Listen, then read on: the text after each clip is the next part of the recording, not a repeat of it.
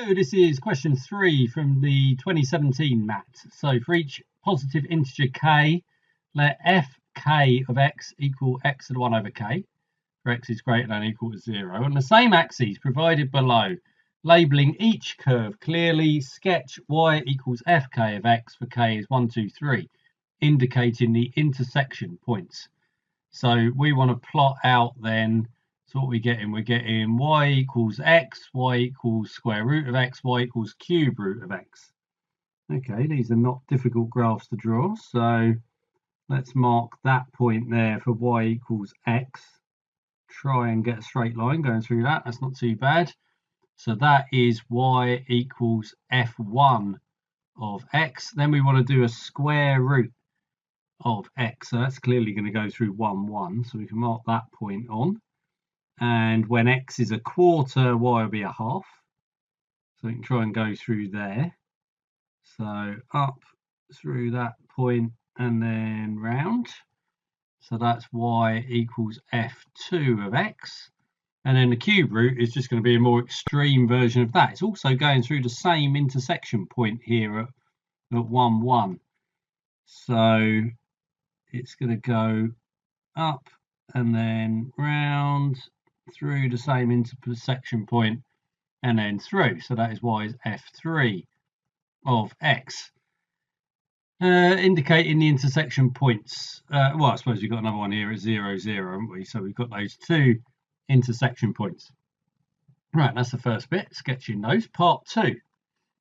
Between the 2 points of intersection in 1, okay, the curves enclose several regions.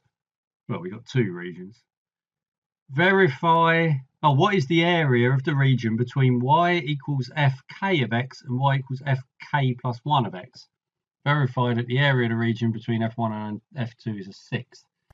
So that area then, let's call it A, will be the integral from 0 to 1 of fk1, play k plus 1 of x is higher up, isn't it?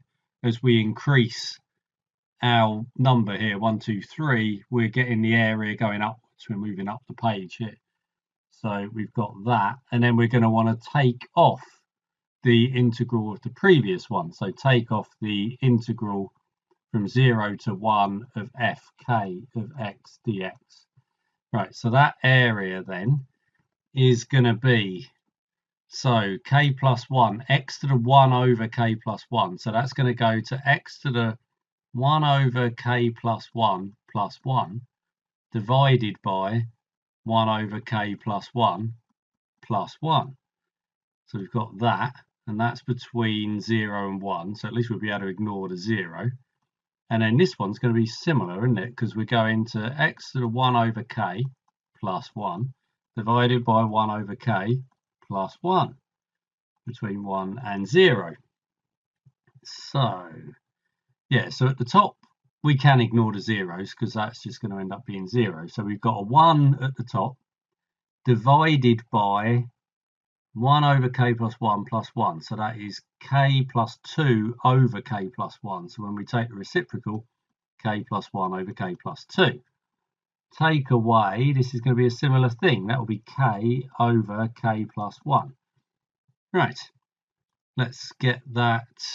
We might as well simplify that down. It might simplify, it might not. Let's actually see what happens when we put it over a common denominator.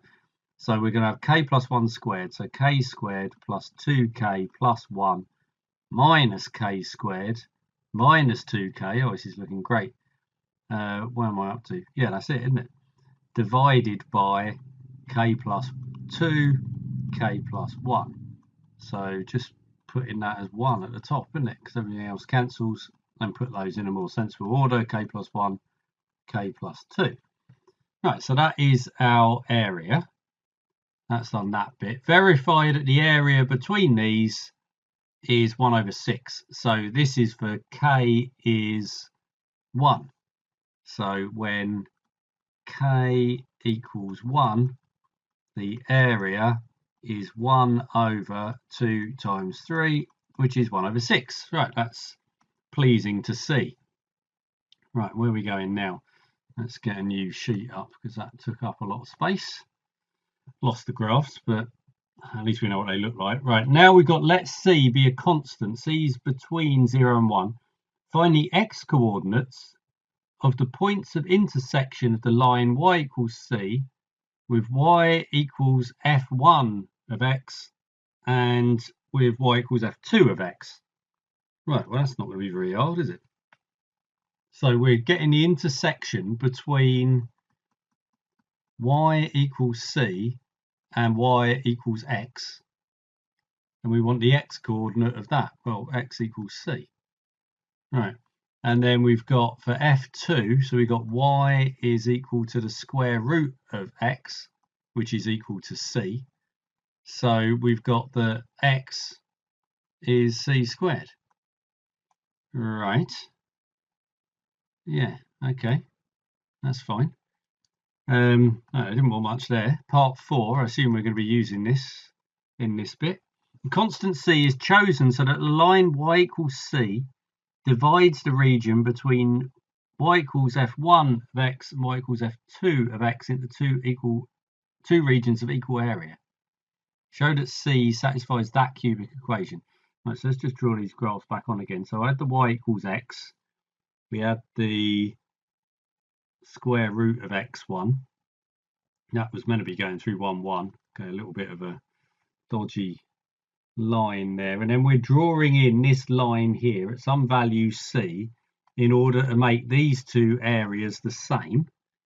We know that the total thing is equal to 6. So each one of these must be a 12th. And we're, right, this is going to be fine then, isn't it? Because we just look at the first region. We can integrate up to here and then take that bit. So yeah, what are these intersections? So that is at C then, isn't it?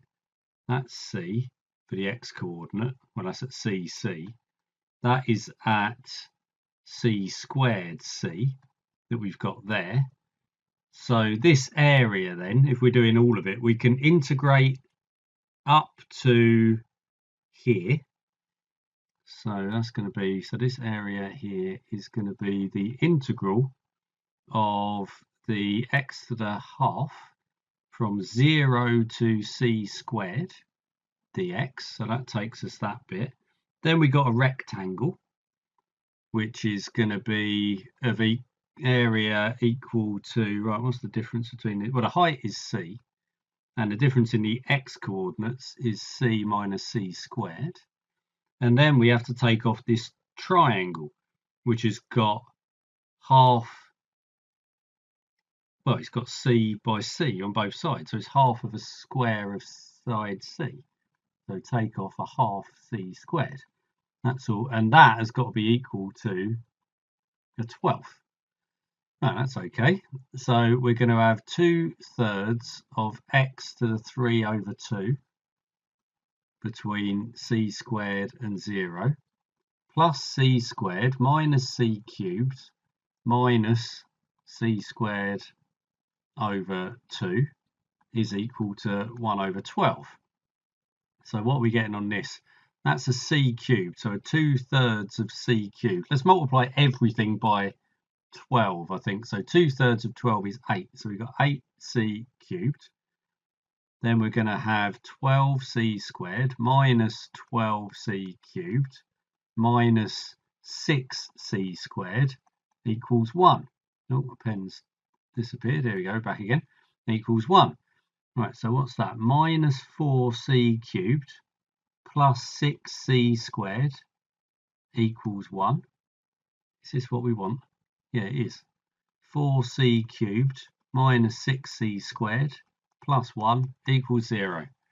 There we go. So that was, yeah, fairly standard integration question at the end. I thought they were going to ramp that up in parts 3 and 4, but they didn't really. That was a friendly question, I think is the best way to put it. Quite a nice one, though. I mean, you know, not trivial, but didn't have to make any amazing leaps or insights in order to figure that one out.